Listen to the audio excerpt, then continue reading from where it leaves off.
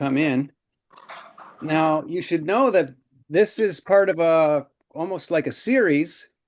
Gung Lee is the chair of the board of Global Scholars Canada, and he wrote a primer sometime in October last year that introduced the topic of the international student crisis in Canada from a statistical point of view, and a political point of view, policy point of view, and um, a theological point of view, which talked about the image of God in every person.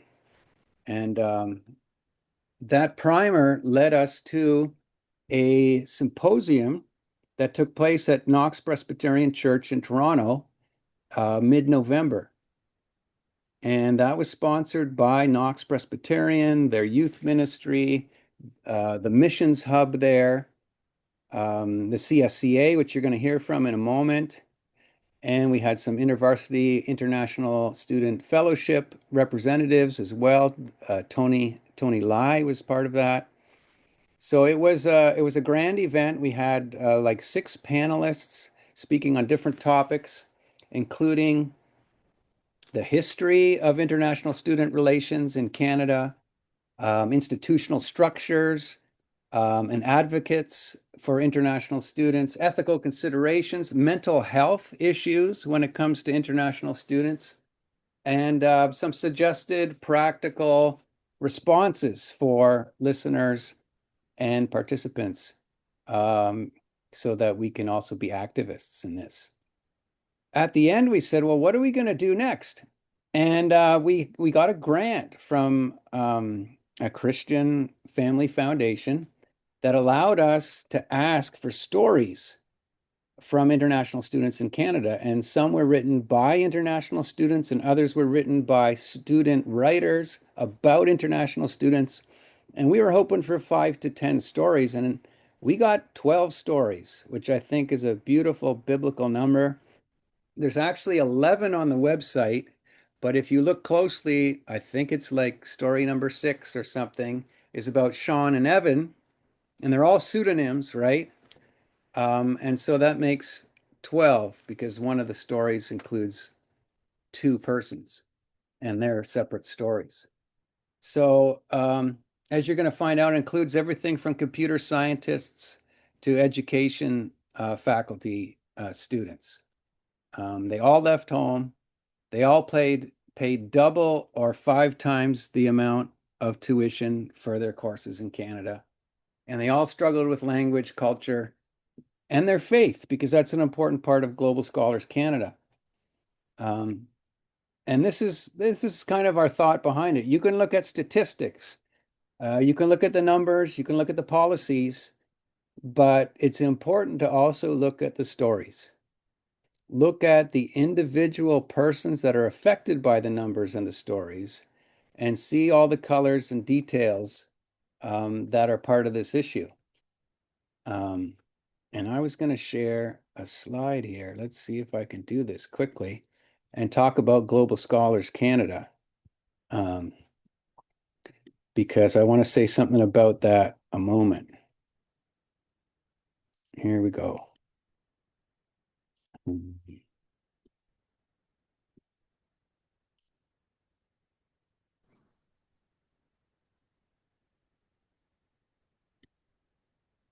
All right. Global Scholars Canada. We equip Christian scholars to cross borders and teach, research, and write as people of the gospel of Jesus Christ, who was himself an exile from his divine home. As most of you may know, one of his first acts as a human being was to enter exile from Bethlehem to Egypt as a refugee. And his story is to be our story. And so we want to be people of an exiled king, empowering students to join his movement of Christians across the world, living out his gospel of peace, um, and that he comes to save, to transform, and to heal the world. And so Global Scholars has been doing this for over 30 years. And if you want to learn more about it, we got a Facebook page, we've got a YouTube channel, And we've got a newsletter that comes out 4 times a year, and you'd be welcome to give us your email and sign you up for it. One of our favorite, well, I shouldn't say favorite, but one of our um, practicing partners is the CSCA in Canada, and its executive director is with us tonight, and they're co-sponsoring this event. And I'd like to hear a few words from Arnold Sikkema at Trinity Western University, if I could. Sure, thanks. Yeah, it's great to be with you again, Peter, and other great folks at Global Scholars Canada. So the Canadian Scientific and Christian Affiliation has been connected with Global Scholars Canada for a while, and we've done some other events together, including even out here in the Vancouver area. So we're an association of Christians in the sciences all across Canada, and the sciences include the natural sciences and social sciences. And our people are in university as professors, whether they're Christian universities or otherwise, or they are in research institutions, or they're working in government service, or they are working in hospitals, or they are entrepreneurs. And so we have people who have an interest in thinking about how their scientific work can be well informed and connected with Christianity. So as part of our organization, we hold events locally, internationally, and online. And you can sign up to any of these events and get notifications. Sorry, it's clicking on too far ahead. So you can go to this website, csea.ca/events, to find out when the next events would be.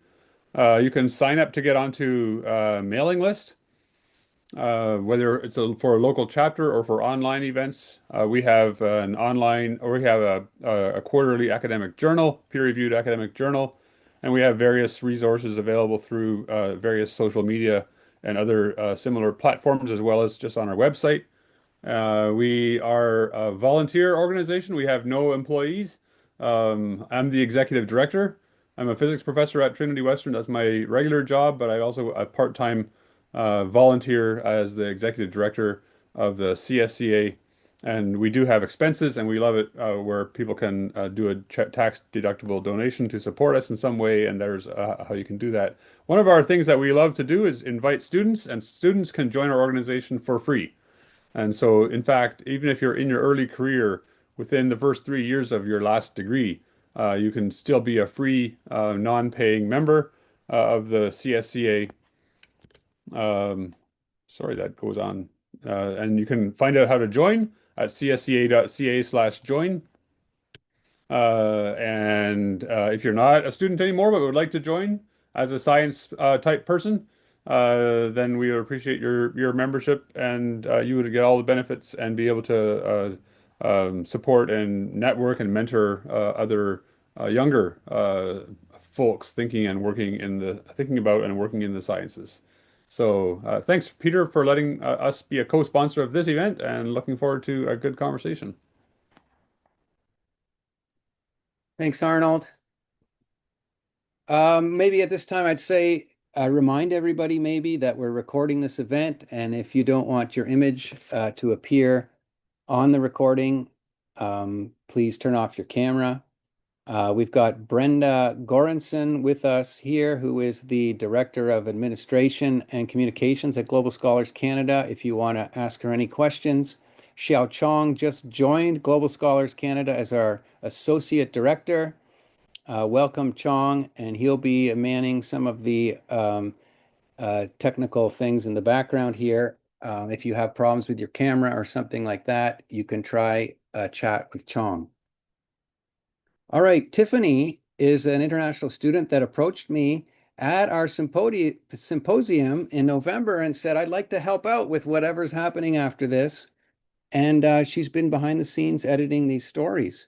And Tiffany's going to introduce some of the basics around the stories. Tiffany? Thank you, Peter. Thank you, Peter, for the introduction. And hi, everyone. My name is Tina Tiffany. I am a graduate student from the University of Toronto. So if you can see my background, it's actually the skyline of Toronto is where I'm calling from. And I'm interested to know in knowing where you're calling from. So let me have my slide share. I'm just going to talk about the story collecting process in a bit. So my role in this project is I'm the story editor. I'm also grateful to have a chance to discuss with the other panelists in the next few minutes. So, if you are comfortable to do so, so you don't have to if you don't feel that way. I would like to know if there are any international students here, or you used to be an international student studying elsewhere from your home city. If you are one of them, can you like raise your hand physically or use the Zoom raise hand function? Anyone? Yeah, I saw hand from Claudia. Yeah, also Joe.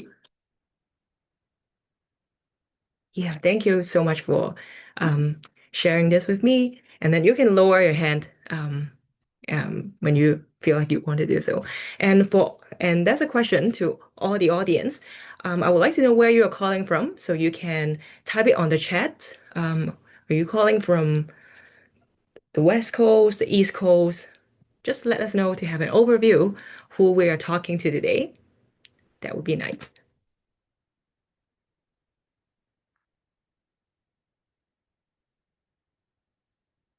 We have from Sudbury, um, Edmonton, Alberta, Ontario, a lot of Toronto people, Vancouver, BC, Langley, BC, yeah, Kingston. Wow, we have a number of people coming from Kingston, Burlington.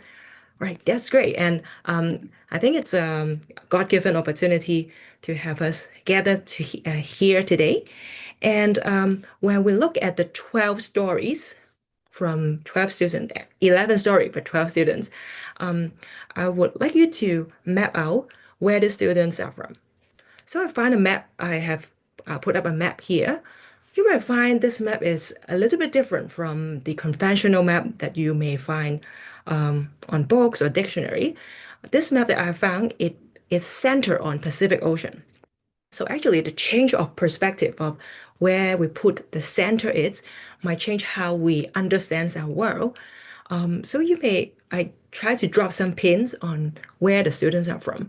And you can find that there are students coming from the Americas, from Asia, from Europe, or somewhere else. And it's good to hear and listen a bunch of student stories. So these students, as I said, I mentioned the continents they are from. And on this slide, you can see the countries or the cities these students identify themselves from.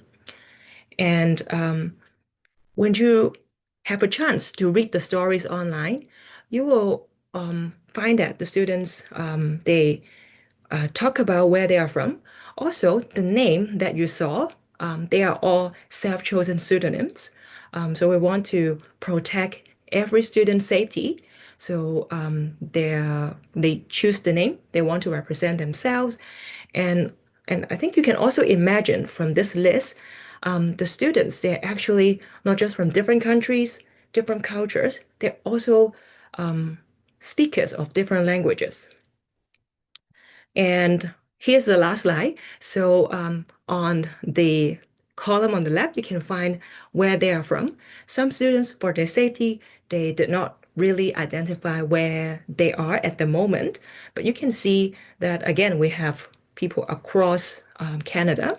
And for the educational levels, we have more graduate students in this project. 67% of the stories were written by them.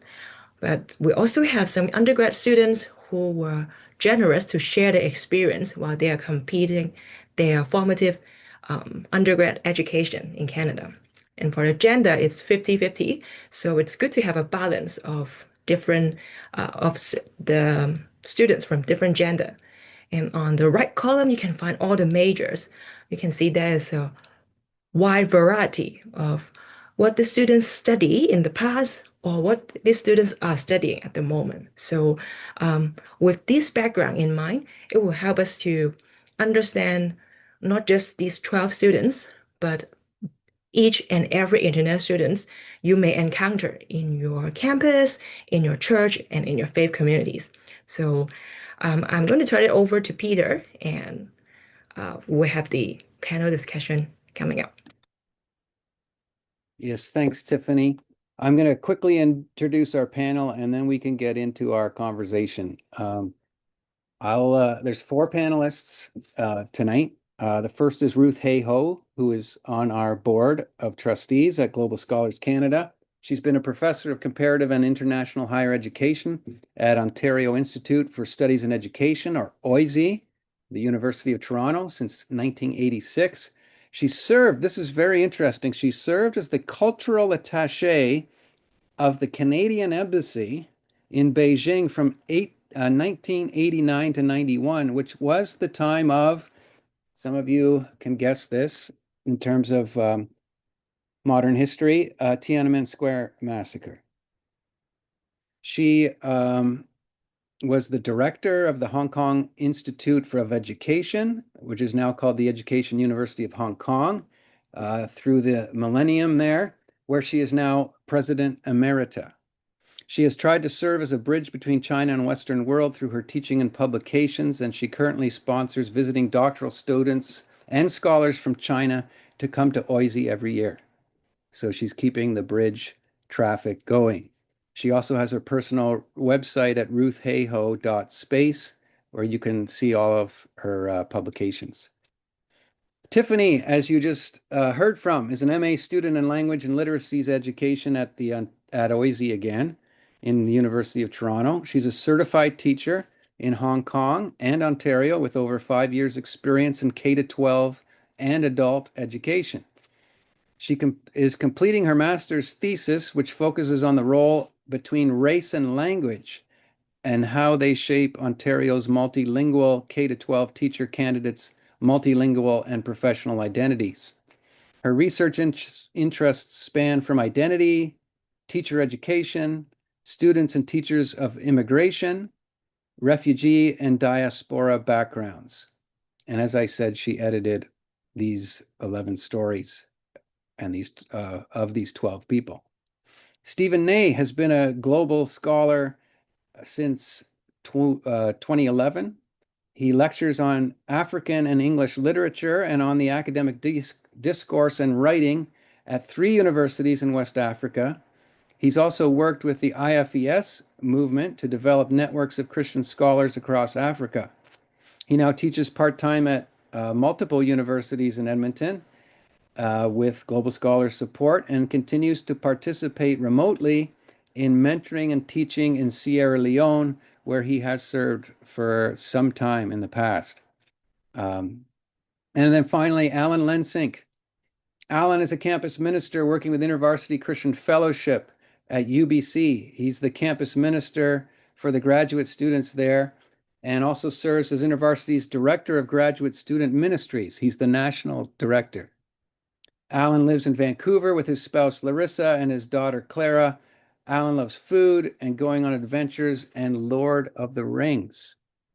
I'm sure there's a lot of fans here. And Alan has worked a lot with international students over the years.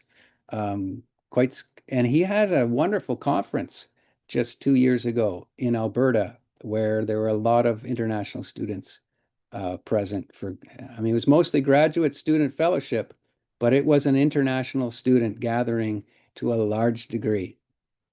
All right, let's get started on this conversation here. What is it within or around these stories that have been posted on the internet that makes this a crisis and a national crisis? Is it still a crisis? And is it just the numbers? Is it just statistics? Is it just policy? Let's see what our panelists have to say. Maybe we'll start with Ruth, and I'll just invite people one at a time to respond. Well, thank you. And it's a great pleasure to be with all of you here tonight. I don't think there's been much change. I'm in the situation of working with a lot of international students at in OIC, and I'm really delighted that one of the writers of the story is here tonight, and also two dear colleagues who were present as speakers at our Knox Presbyterian event. And soon we are going to be doing a presentation in San Francisco for a major comparative ed society to share the topic because it's an even greater concern in you. And I think there are two or three things that are really striking. One is the uncertainty, how the policies are constantly changing. So people come with one set of plans and then they find out, oh no, it's no longer possible to do that. And we know from the most recent news in Canada, the numbers have been drastically cut for the next 2 years, and that affects a lot of people. The other thing that really struck me from the stories is the sense of loneliness, that Canada is not a country that encourages real deep connections and caring and sharing. And many of the societies people have come from, they're used to that. As a person for whom Hong Kong is my second home, I was most touched by one of the students who wrote about how do you deal with the horror of the fire? I think many of you heard of a fire where 165 people were killed, a whole building was burned down in Hong Kong. And here's a student from Hong Kong all by himself learning this news and saying, now who do I turn to? How do I reach out in these kind of circumstances? So I found very, very touching that sense of loneliness. And I'm very thankful for our international student mission in Toronto, providing hospitality and trying to create those connections. So I think that's enough for me to say, but I'm very thankful to see all of you here and know the interest and the concern and any thoughts about how we can make a difference. Maybe the international students are suffering from the loss of connections. I remember reading the story from Fifi Pongku, and he mentioned that he spent his Christmas alone, his first Christmas alone in Canada, and that kind of remind me of how many international students out there, while they might have robust networks back home, they are now facing a lot of difficulties alone themselves here in Canada. So I think we need to pay attention to how this crisis of loss of connections can be addressed through our communities. Thanks, Tiffany. Stephen, let's move on to you. Thank you, Peter. You asked us, are you able to hear me? It's all right? Yeah, good. You asked me, is the crisis still acute or has anything changed? And I'm in Alberta right now, and here especially, but also in other parts of Canada, there's a very prominent scarcity narrative, victim narrative, that's pronounced and repeated about how we don't have enough for our own people, and then international students are coming in and taking more of our resources.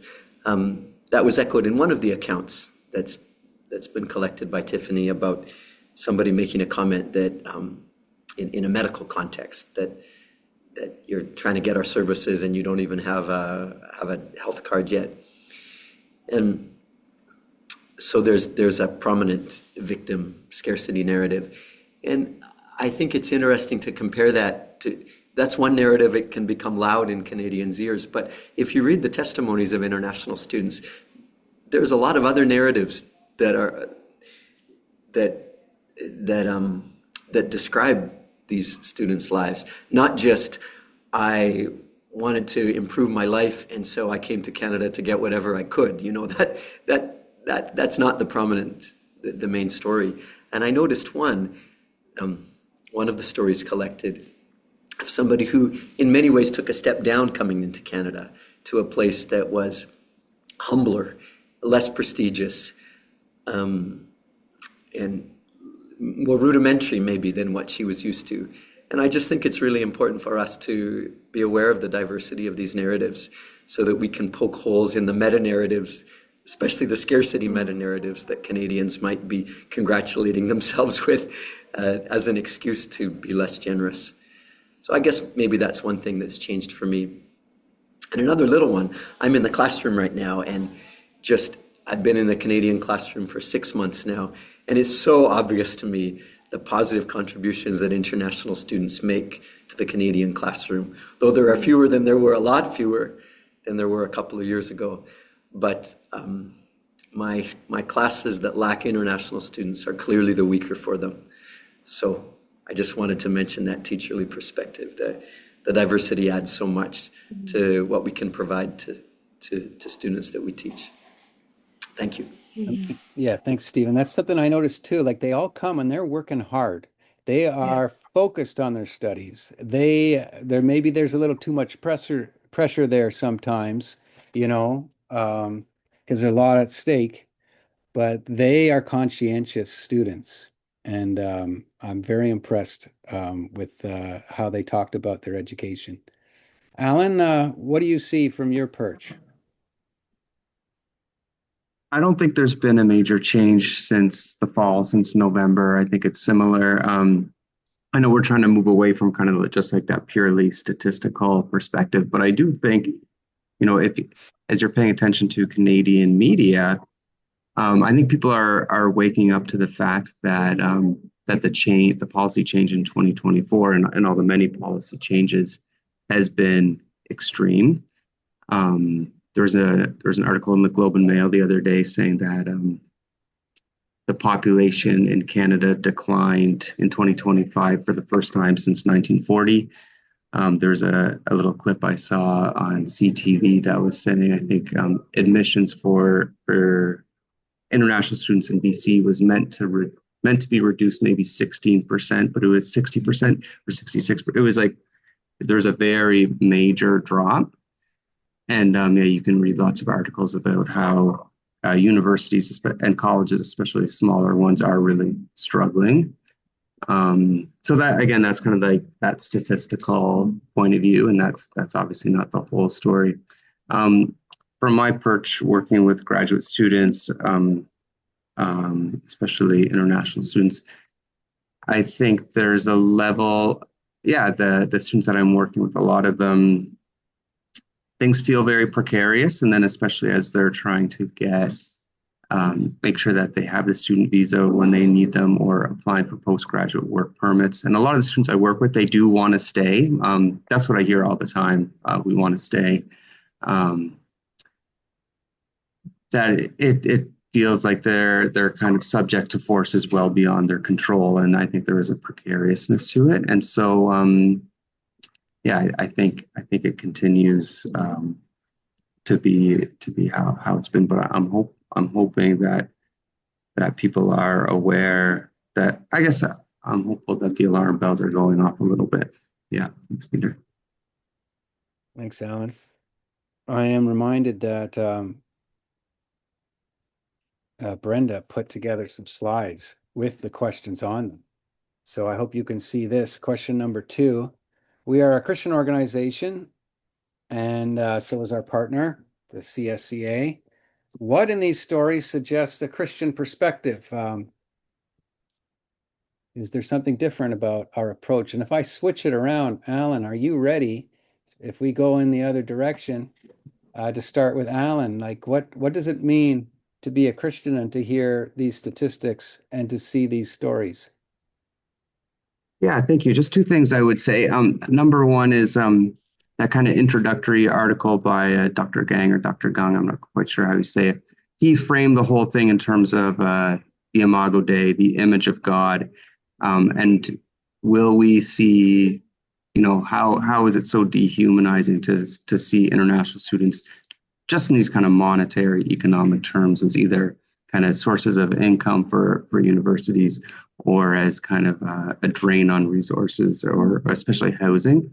And so I think that was exactly, yeah, that's very much a very key biblical lens. And that I think that it's very important that that's part of the conversation in Canada. I loved how, I love the approach of gathering stories. You can read the articles, you can see the statistics. But the very fact of like, hey, let's actually hear the voices of these 12 individuals, that is very humanizing. And even two of the students that I work with at UBC contributed stories. And so they're people whom I've known for a few years, but even for me, I didn't know their whole story. And so for one of the women, she was sharing about getting food poisoning and puking all night and not knowing who to call.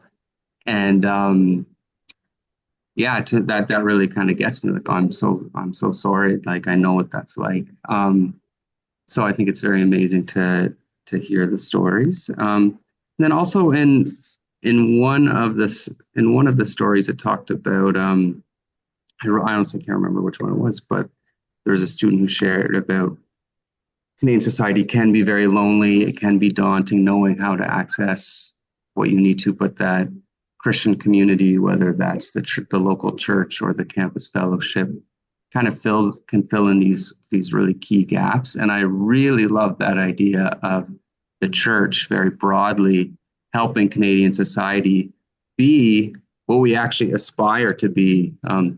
There's a version of ourselves that we want to be, and often we fall short. But it's like, the gospel and Christian community is actually, yeah, just very, very positive and adds so much value in this country.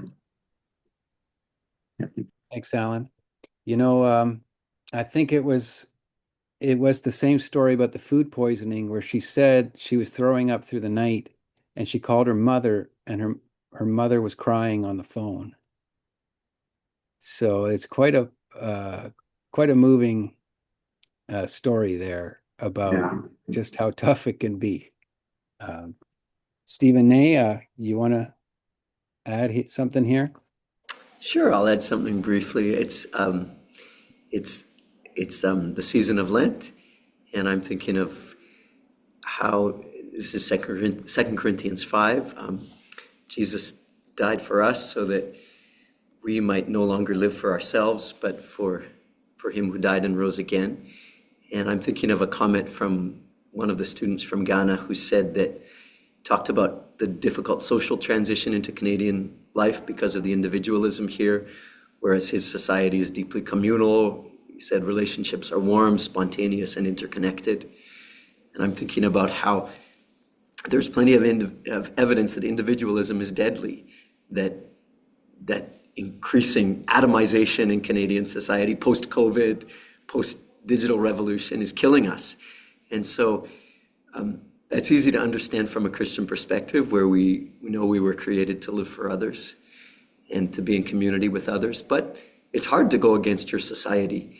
And I think that one of the many theological justifications for international students is because we know as a society we need pointers to a more Christian way of living in community.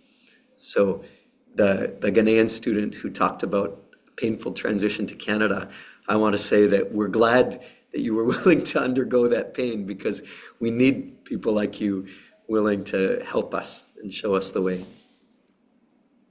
Yes, international students as a convicting relationship that convicts us and inspires us.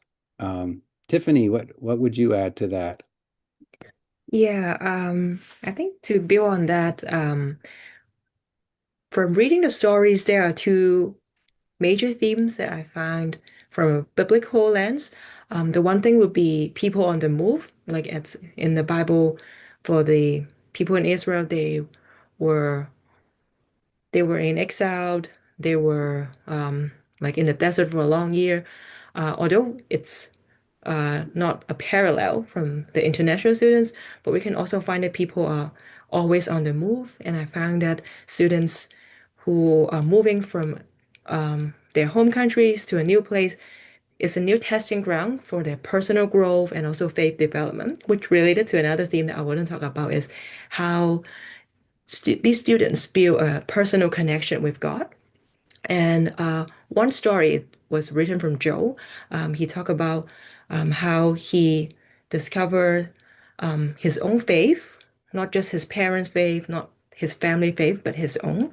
And I also remember another story from Susan when she mentioned the intervarsity community she found in her campus in Canada.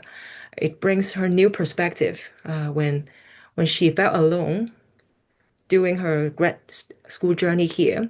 She found that her community has taught her that they need to serve one another. And I like what Susan said. I have it just on my screen. Is she mentioned this community have learned how to serve vulnerable populations through their research, not just to be served. And in Susan's own work, she find that having this community, faith community to be specific, is a themed place on campus, is a holy community that they can get out of their bubbles and they can see the world beyond their dissertation. So I found it's so empowering to see how building a personal connection with God when the students are away and they find people in who are in the same journey, who walk with them, and they can support each other, not just on an interpersonal level, but it also extend to their professional level. That when they are researchers, they know they have a commitment to helping the vulnerable community. So I find, yeah, these two perspectives are amazing. Yes, indeed. And I saw that in a lot of the different stories. Ruth, Mhm. what did you see? Well, I have to say, I was going to bring up the very same point. I'm so touched and struck by how many who are Christian with their own problems. What can I contribute? How can I help? How can I move into this situation and make a difference? And I think our most remarkable volunteer in our little community at OISE and with the International Student Mission is a young scholar, gave up a tenured position in China to move for family reasons and got a master's degree. And now she is just an incredible volunteer. 6 or 7 years have passed and still has not managed to get the PR status. We think it's now going to happen. But did she focus on that? No. She focused, how can I make a difference? Which group can I serve and be a part of? So that's been very, very touching to me to see how Christian faith just enables this wonderful spirit of service. Yeah, I think of the end of the story, Maria Hernandez, I think is the pseudonym. At the very end, she talks about how this has inspired her. Her own struggle has inspired her to seek solidarity with others in all kinds of ways, including, the planet itself.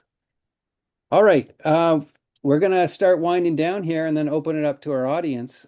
I just want to ask our panelists, was there anything you noticed in the stories and would like to highlight that hasn't been mentioned yet? Whatever you like to talk about, and then we'll open it up to our audience. So why don't we start with Stephen? Mix it up a bit. Sure. I don't have much to say. I um I appreciated one of the stories that gave me the inside view of what some people might call ghettoization. So an international student from China who talked about how the reasons why it was essential to be part of a community of people who understood the sense of loss of having left home and the maybe newly evident source of identity in terms of the culture that had been left, because absence brings clarity. And so it made me think of what probably everyone who works with international students knows, that our willingness to welcome vulnerably, generously, unstintingly international students can be a big part of helping them so they don't feel the need to be closed into a community of people just like them. But I want to be careful as I say that, because in reading the testimonies, I also saw that it's extremely valuable to have some people who come from the same place. And so I guess what I would want to say briefly is that ghettoization is a really unhelpful term to describe what and a judgmental term from people who don't understand the experience, the vulnerable, the inside experience of international students coming into our midst. And it made me really glad that there are communities of international students where people can share some of the same sorrows and also some of the same excitement and discoveries. So that's the thing I wanted to add. Great. Alan, are you ready to jump in? And then Sure, I'll yeah, Tiffany and then Ruth. just briefly, I would add, like we've been discussing how international students have been leaning in and saying, how can I contribute? And from a campus ministry point of view, international students are this international student ministry. It's this amazing kind of double-edged sword where it's like, you don't have to go to a closed country. The students are coming here. You have amazing chances to share the gospel. But also, we have like literal kind of, they're not missionaries in the sense that they have a sending agency, but here at UBC, if I'm, especially with like West African believers, like Nigerian believers, I meet them, I'm like a professional paid missionary here, what have you, but it's like I can learn so much from you, from your dedication, from your maturity in the faith, from your Christ-likeness. So yeah, the universities are so enriched by international students, and it's an amazing opportunity. Yeah, it's very much a privilege to work with them and that they're here. Yeah, thank you. Thanks, Alan. Tiffany? Yeah, I think two things I want to pick up.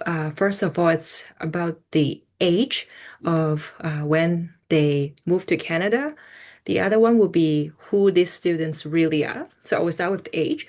I found that when I read all the stories, some students, like most of them, they will tell us when they came to Canada, how old they were. And I found that there is a difference between the students who came to Canada when they were young to when in their formative years, com like versus the international students who came to Canada as mature students. And that different stages of life bring different perspectives. So for the students when they came to Canada younger, they look for peers. They want to stay afloat of their studies. They treasure the close but safe campus environment. For the mature students, they will talk more about their career development, their family care, and or parental responsibilities. They will also talk about their research or who they want to be in the future. So I like to see this contrast because when we're at different ages, even we share the same identity as international students, we might have different experience and perspectives. And the second thing would be that leads into who these students really are. While we talk about, we always we give an umbrella term, they are international students. Have we really asked them who they want to be in the future or who they really are? So international students is just part of their identities, but I got the insight from one of the story from Fifi Ponkus. He said international students are neighbors, classmates, and future leaders. And I think that is important for us to know that international students are students. They come from overseas, but they also they have their own aspirations. They have their family. They long for connections. So knowing different aspects of one person's identity make us see the crisis maybe from a different perspective, and we can also make a closer personal connection with the students we meet in our walks of life. Like no matter they are domestic or international students, they have their own stories to tell. And I like one of our panelists said is a humanizing way to read someone's stories as if we are hearing their voices, narrating their own perspective. Thank you. Yeah, thanks, Tiffany. It's true. Like they are sons and daughters, they are mothers, they are fathers, they are husbands, they are wives, they're a whole lot of other things.